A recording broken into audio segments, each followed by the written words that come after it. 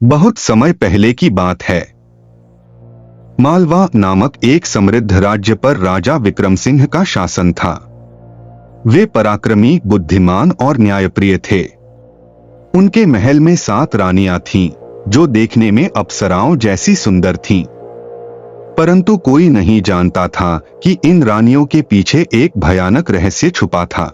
एक दिन एक बूढ़ा साधु महल में आया। उसकी आंखों में गहरी चिंता थी। उसने राजा से कहा, महाराज, आपकी 7 रानियां मनुष्य नहीं बल्कि प्राचीन शैतानी आत्माएं हैं। वे धीरे धीरे आपकी आत्मा को चुराकर आपको निर्बल बना रही हैं। राजा पहले तो यह सुनकर हंस पड़े, लेकिन साधु ने उन्हें एक जादुई दर्पण दिया और कहा, आज रात इस दर्पण में अपनी रानियों को देखिए, आपको सत्य दिखाई देगा।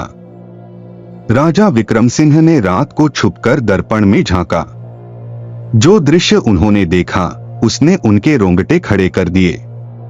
रानियां अपने असली शैतानी रूप में थीं। उनकी आंखें अंगारों जैसी जल रही थीं, उनके नाखून लंबे और धारदार थे और उनके सिरों पर छोटे छोटे सींग उभर आए थे।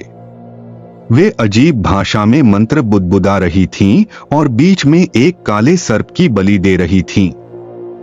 राजा तुरंत साधु के पास पहुंचे और पूछा, ये कौन हैं और इन्हें कैसे हराया जा सकता है? साधु ने बताया, सैकड़ों साल पहले ये 7 बहनें एक शैतानी शक्ति की उपासक थीं। उन्हें अमरता का वरदान मिला, लेकिन एक ऋषि ने इन्हें श्राप देकर पत्थर बना दिया।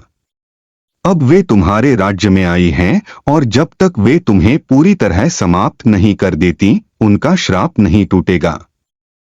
राजा को अब कोई और रास्ता नहीं दिखा।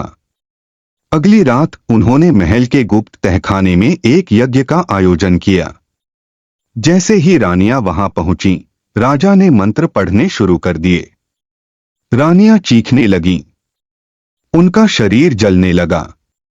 वे राजा से विनती करने लगीं, हम पर दया करो, हमें बचा लो, लेकिन राजा जान चुके थे कि ये छलावा है।